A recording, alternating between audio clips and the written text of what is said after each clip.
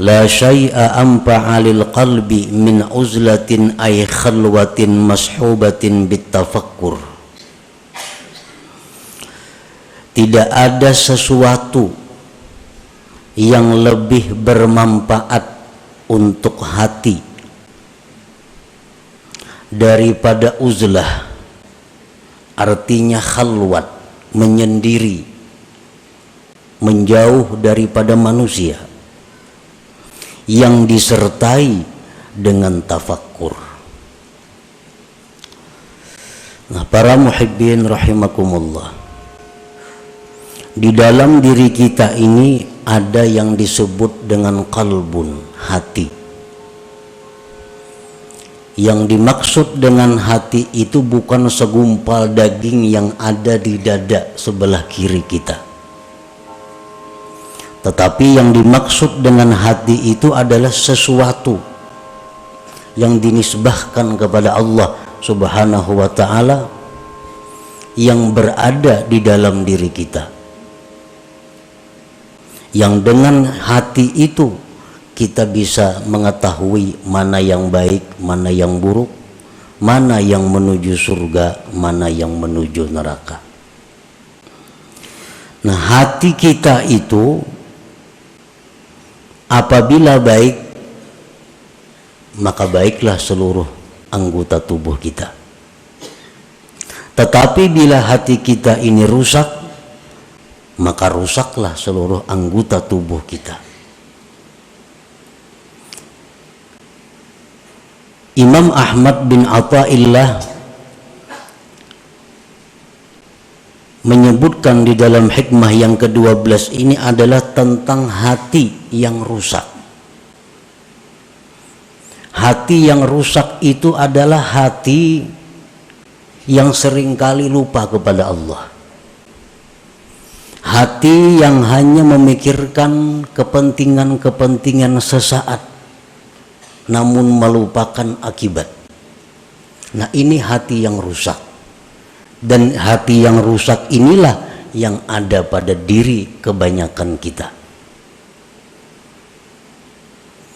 Hati yang demikian yang rusak itu kalau ingin selamat maka mesti diobati,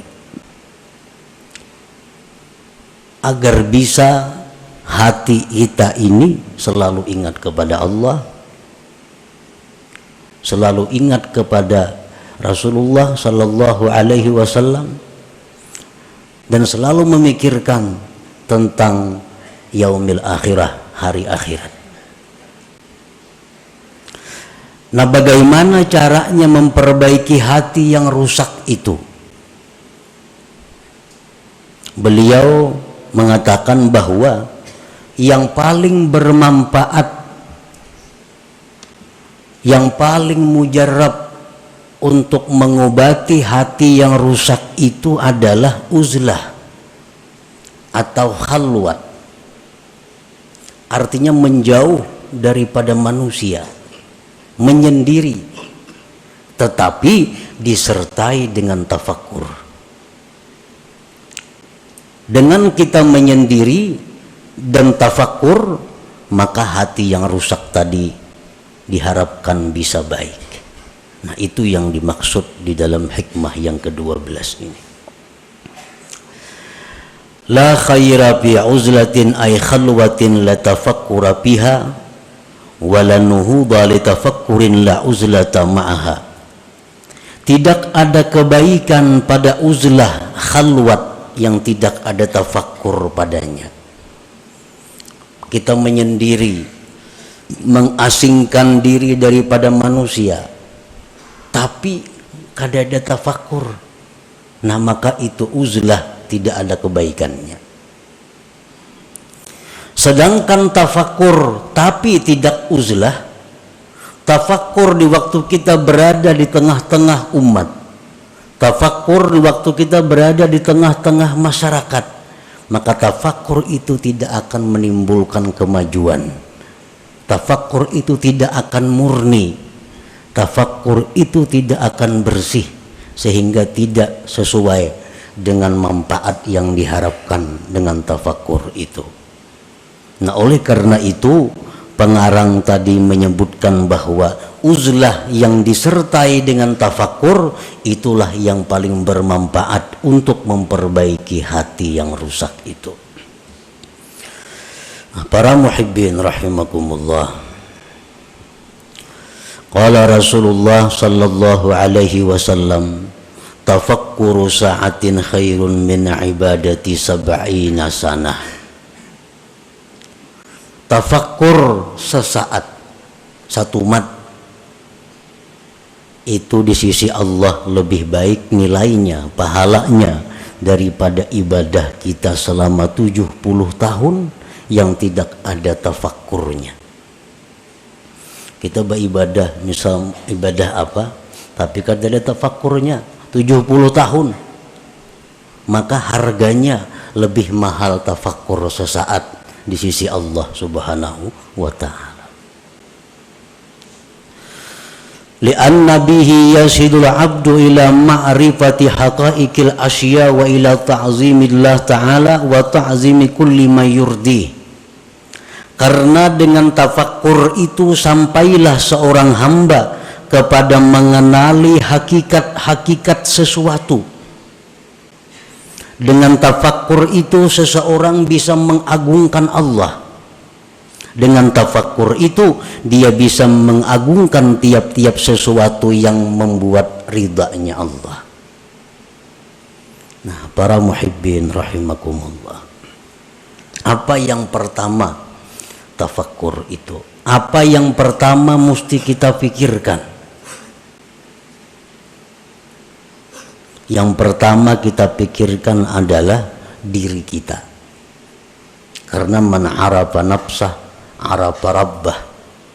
Barang siapa yang mengenali, mengetahui dirinya, maka dia akan mengenali, mengetahui Tuhannya. Nah, jadi yang pertama kita tafakkur, yang pertama kita renungkan adalah diri kita. Apa yang kita renungkan dari diri kita? Nah, yang pertama yang kita renungkan dari diri kita adalah limadza khuliqtu. Limadza khuliqtu. Untuk apa aku ini diciptakan Allah? Nah, itu yang pertama. Di waktu kita khalwat, di waktu kita sendiri, di waktu kita mengasingkan daripada manusia, kita tafakkur, kita berpikir, limadza khuliqtu, untuk apa aku ini diciptakan Allah. Dulunya kadada, sekarang ada. Untuk apa aku diadakan oleh Allah ini? Nah, itu yang perlu kita gali daripada diri kita. Itu yang perlu kita mantapkan daripada diri kita. Untuk apa kita dicipta oleh Allah? Sebahagian manusia ada yang merasa bahwa dia hidup itu untuk mengumpul harta. Dia beranggapan bahwa dia diciptakan Allah hanya untuk mengumpul harta, sehingga sebagian besar waktunya dihabiskannya untuk mengumpul harta.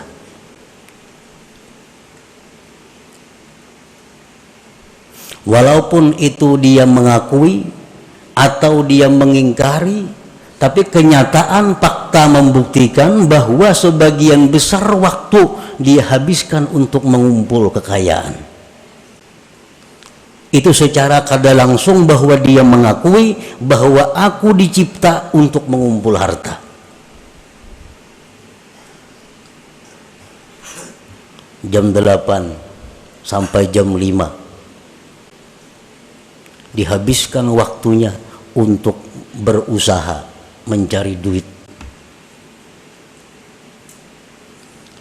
Kena malam kauyuhan guring, bangun kena pukul 7. Nah, orang semacam ini secara isyarat bahwa dia mengatakan aku dicipta untuk mencari duit. walaupun di mulutnya kada keluar kata-kata itu, tapi tingkah lakunya menunjukkan demikian.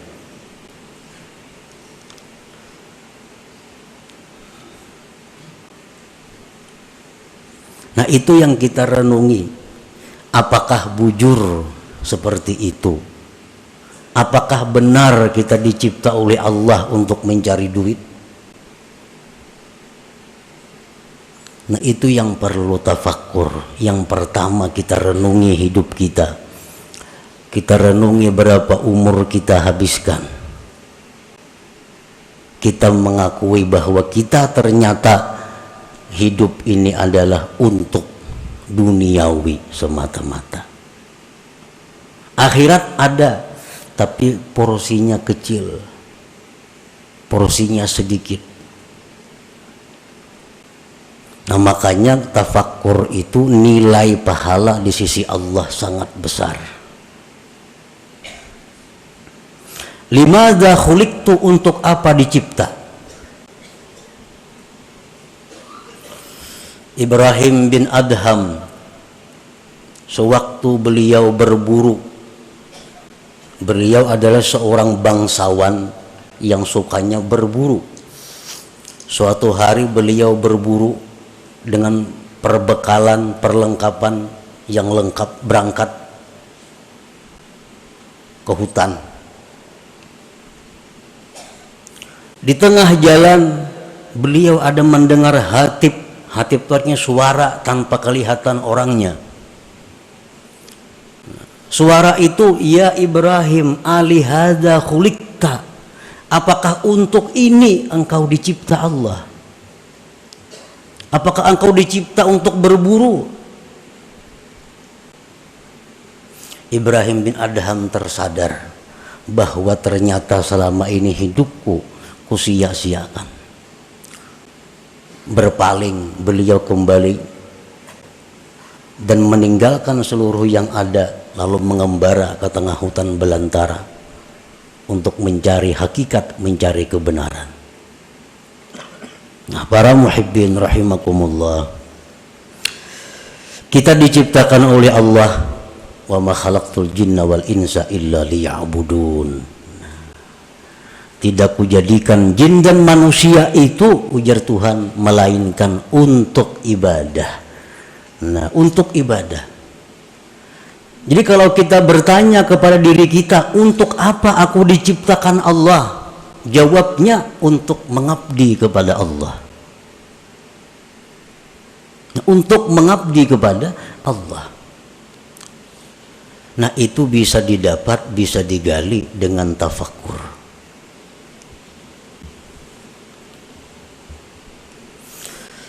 Nah, berhubung ibadah ini ada yang memerlukan sarana-sarana, ibadah ini ada memerlukan dana-dana, lalu dicarilah usaha, dicarilah duit, dicarilah makanan, dicarilah pakaian, dicarilah tempat tinggal. Supaya apa semuanya itu? Supaya bisa nyaman dan terus-menerus beribadah kepada Allah. Nah, jadi orang mencari duit itu sebujurnya adalah untuk supaya beribadah. Jangan dipaling, karena mencari duit lupa ibadah. Bila tak paling ya itu.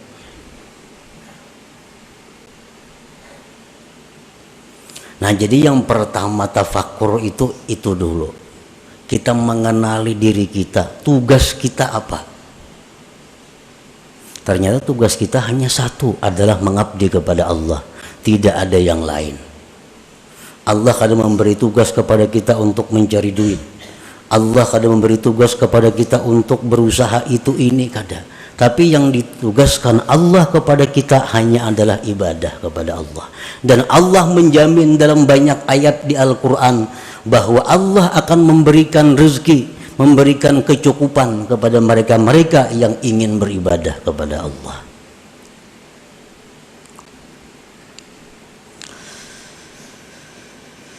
Fal uzlatu wasilatun lahu wa mu'inatun alaih. Uzlah, mengasingkan diri, itu merupakan jalan bagi tafakkur dan membantu atas tafakkur. Namun kita di tengah manusia, di tengah keributan, kita akan sulit dapat tafakkur yang murni. Tapi kalau kita di tempat yang sunyi, di tempat yang sendiri, nah itu diharapkan ada tafakkur yang bersih. Jadi menyendiri itu merupakan wasilah, mengasingkan diri dari manusia itu merupakan membantu untuk tafakkur. Hadhihi liman laisa lahu syaikhun yurabbi, ini uzlah bagi orang yang tidak punya guru yang membimbing dia. Wa illa, jikalau dia punya guru, fa mukhalatatus syekh wa mukhalatatul ikhwanil ladzina yu'inuna anfa'u wa aslahulah. Jika dia ada punya guru, nah maka bergaul dengan guru, bergaul dengan kawan-kawannya, maka itu lebih bermanfaat dan lebih baik baginya daripada uzlah. Jadi uzlah supaya bisa tafakkur ini untuk orang-orang yang menuju jalan Allah, tidak di bawah bimbingan guru yang tertentu. Kalau orang itu ada punya guru tertentu, maka semajlis dengan guru itu lebih baik baginya. Bergaul dengan guru itu lebih baik baginya, lebih bermanfaat baginya. Nah, para muhibbin rahimakumullah. Wa'alam anna bil khalwati fawaida, ketahuilah bahwasanya pada khalwat itu banyak faidahnya. Kita mengasingkan diri, kada umpat perkumpulan-perkumpulan, kada umpat partai, kada umpat handil, kada umpat arisan, kada umpat itu banyak faidahnya. Pertama, hifzul qalbi minar riya wal mudahanah wa ghairiha minal amrad. Pertama, faidahnya kita mengasingkan diri itu terpelihara hati daripada riya. Kan riya itu minta lihat orang. Amun seorangan siapa yang melihat? Selamat hati daripada riya, daripada mudahanah dan selainnya daripada penyakit-penyakit hati, sum'ah. Nah, selamat. Yang kedua, faidahnya uzlah itu hifzul basar min afatil manzurat, terpeliharanya mata daripada bahaya-bahaya yang dipandang. Li'anna an-nazara ilal asya yujibu tafriqatal qalbi, karena memandang kepada sesuatu itu menimbulkan terbelahnya hati. Kalau kita khalwat, nah pernah kita lihat? Kadada, lalu hati kita jadi terpukus karena mata kita kadang-kadang dilihatnya. Nah makanya sembahyang disuruh menjangangi tempat sujud.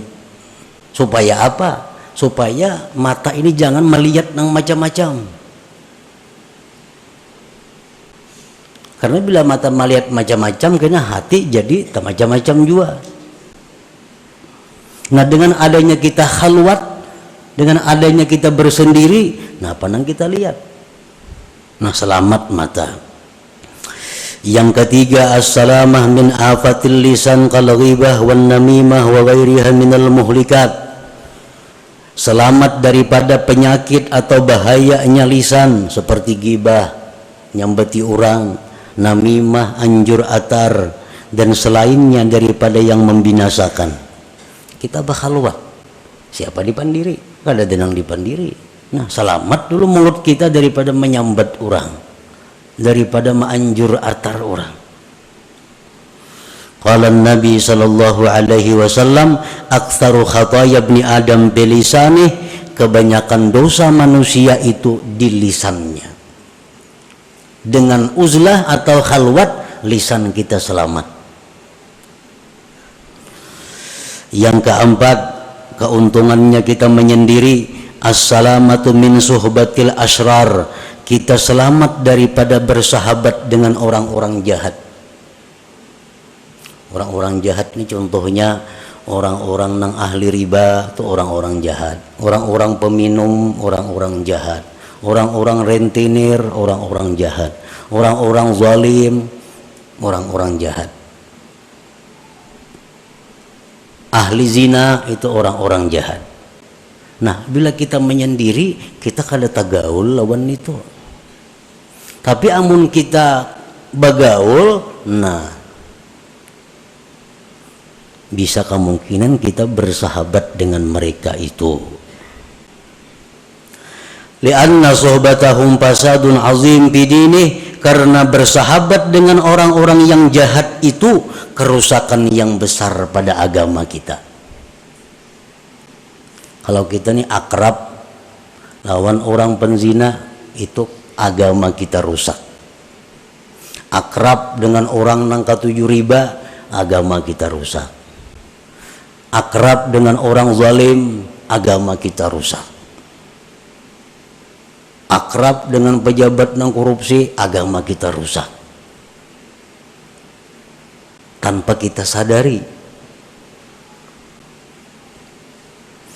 Qala ba'duhum ma fasada man fasad illa bi suhbati man fasad. Tidaklah rusak orang yang rusak itu melainkan sebab bakawan lawan nang rusak. Umumnya orang tuh rusak karena bakawan nang rusak. Nah, kalau kita bauzlah, kita khalwat, kada bergabung dengan manusia, kita selamat.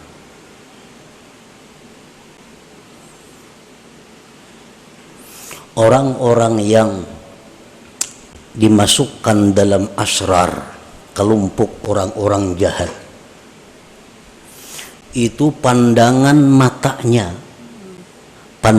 matanya itu bisa menularkan kejahatan kepada kita, terutama kita nang kada kuat keimanannya. Orang nih, orang jahat,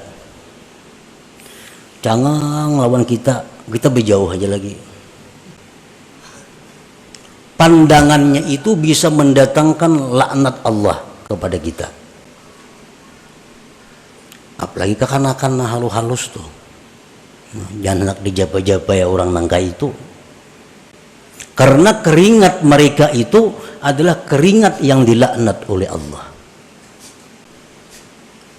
Jadi bahaya bersahabat akrab dengan orang-orang yang masuk dalam gulungan asrar, yang sudah dianggap orang-orang jahat itu.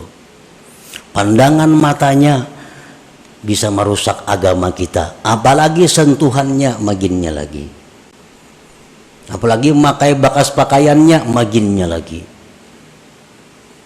minjam kendaraannya bahaya lagi. Jadi semua kejahatan, maka sesuatu yang terkait dengannya adalah membahayakan agama kita.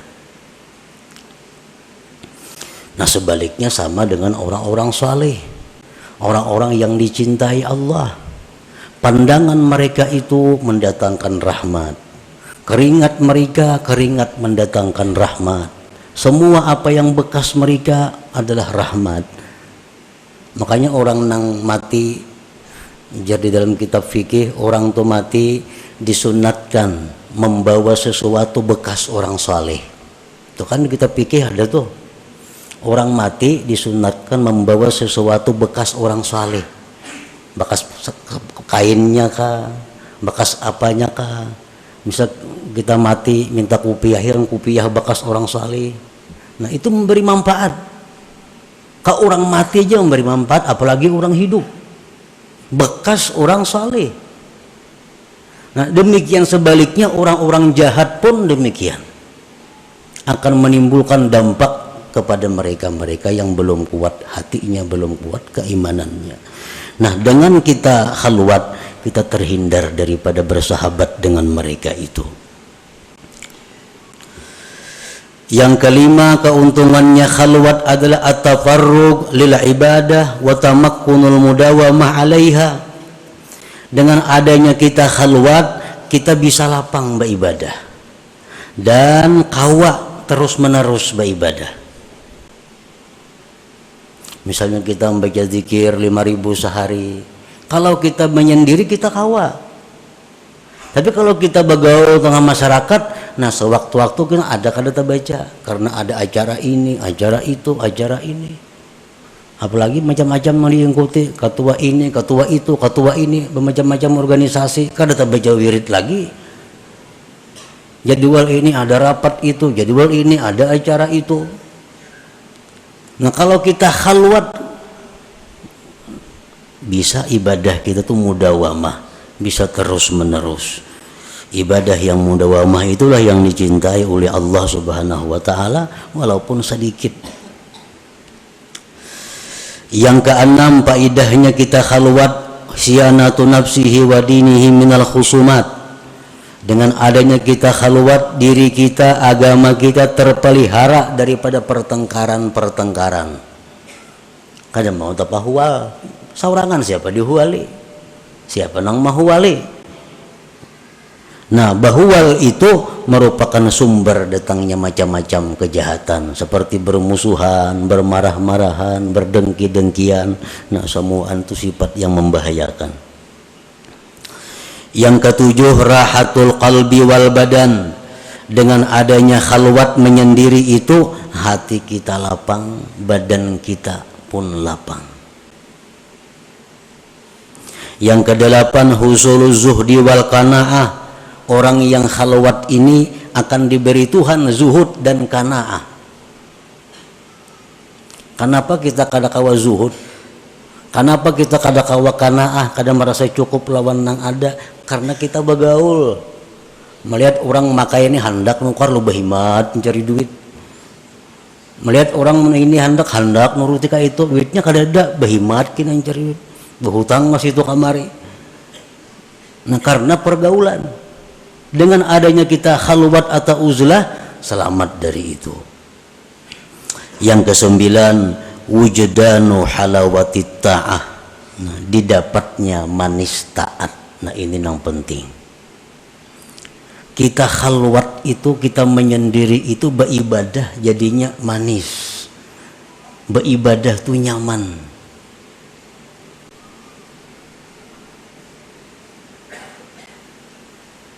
Qala Abu Talib al-Makki rahimahullah, la yakunul murid shadikan hatta yajida bil khalwah minal halawah wan nasyat wal quwwah ma la yajidu bil alaniyah. Tidaklah seseorang murid itu benar sehingga dia mendapati di dalam khalwat itu manis dan rajin kuat ibadah, sesuatu yang tidak ia temukan di tengah orang banyak. Ini menandakan kita nih bujur. Bila beribadah itu tak kuat saurangan, tak nyaman saurangan, tak manis saurangan pada di tengah orang banyak, itu menunjukkan kita bujur. Tetapi bila mana kita saurangan manguliat, kulir di tengah orang banyak rajin, menunjukkan kita munafik ngarannya. Di tengah orang banyak perajinnya beribadah. Bila saurangan sajus saja kada sanggup membaca Quran. Di tengah orang banyak 2 juz sanggup. Dalam kamar surangan kada kawa. Nah, ini menunjukkan ada sifat munafik di dalam hati.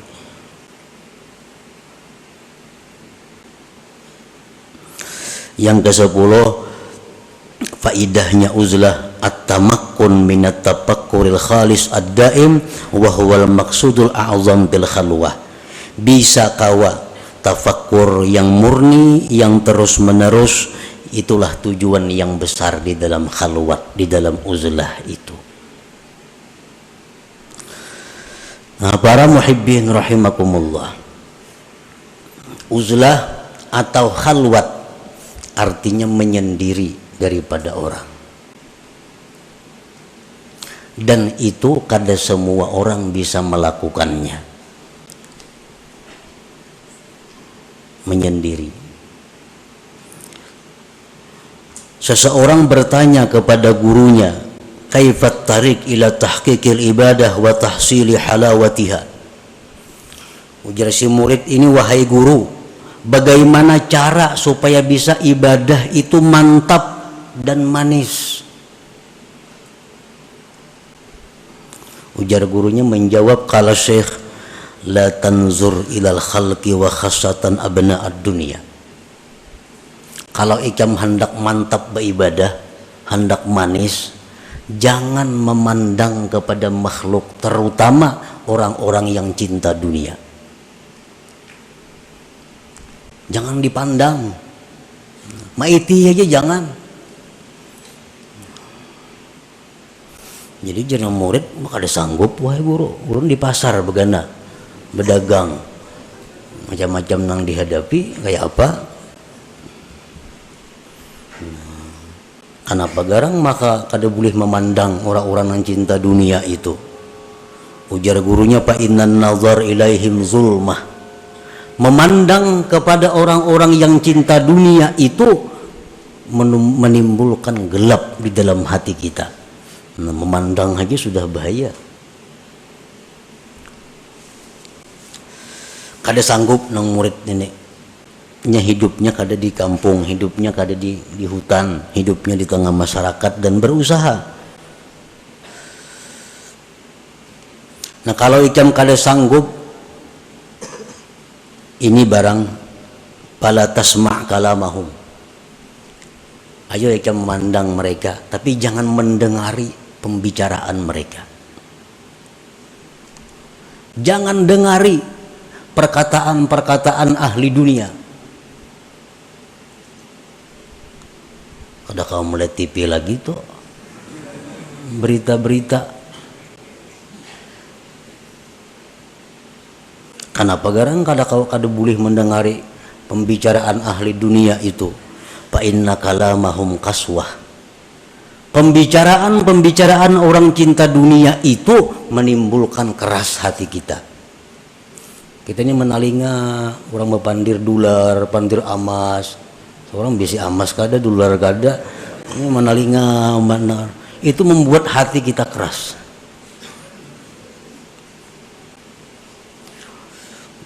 Bagi si murid tadi kada kawa juga kada mendengari guruana bertamuan hari-hari. Lalu ujar gurunya, amun ikam kada kawa juga kada mendengar mereka itu, fala tu'amilhum. Jangan kerjasama dengan mereka. Jangan bekerja sama. Inya besaruan, jangan ditulaki.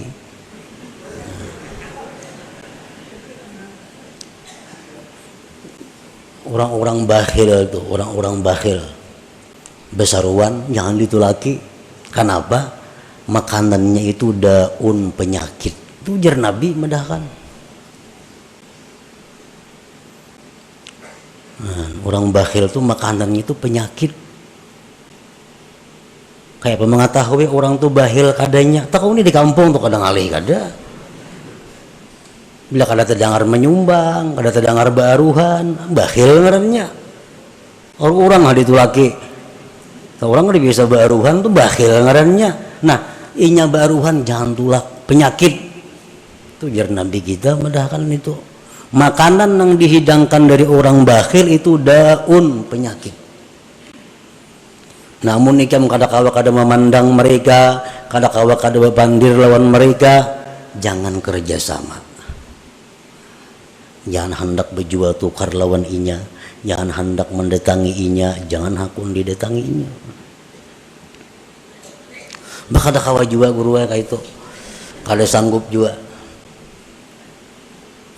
Nah, jaguru nang terakhir, munikam kada sanggup juga itu, fala taskun ilaihim. Jangan ikam tentram kepada mereka. Ini yang terakhir, jangan tentram.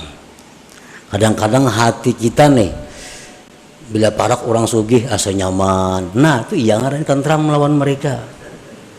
Bila parak orang miskin bepaluhan sakada nyaman. Nah.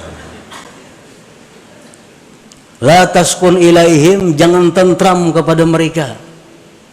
Janganlah dijadikan orang-orang cinta dunia itu penentram hati kita, jangan. Fa inna sukun ilaihim halakah, karena mencari tentram kepada mereka itu kebinasaan kita. Nah, ini terakhir. Jadi ayuha hendak memandang mereka, hendak mendengari perkataan mereka, hendak bekerja sama lawan mereka, tapi sebuting. Jangan hendak tentram, jangan hendak merasa tenang dengan mereka itu.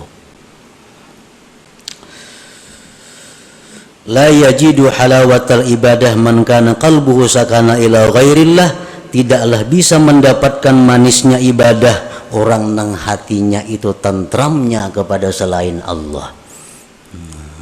Orang tuh hatinya tentramnya bukan lawan Allah. Nah, orang ini ibadahnya kada mau manis. Tapi bila orang ini menyebut Allah tentram hatinya, menyebut Allah senang hatinya, nah orang seperti ini nang bisa dapat manisnya ibadah itu. Nah, jadi amun kada kawa bakhalwat ini nang kita pakai. Jangan hendak mencari ketentraman, ketenangan kepada makhluk Allah, terutama abnaud dunia, orang-orang yang cinta kepada dunia itu. Nah, itulah sebagian yang dimaksud daripada hikmah yang ke-12 daripada Al-Hikamul Ata'iyah. Selanjutnya hikmah yang ke-13. Ila hadratin Nabi sallallahu alaihi wasallam al-Fatihah. Iyyaka na'budu wa iyyaka nasta'in.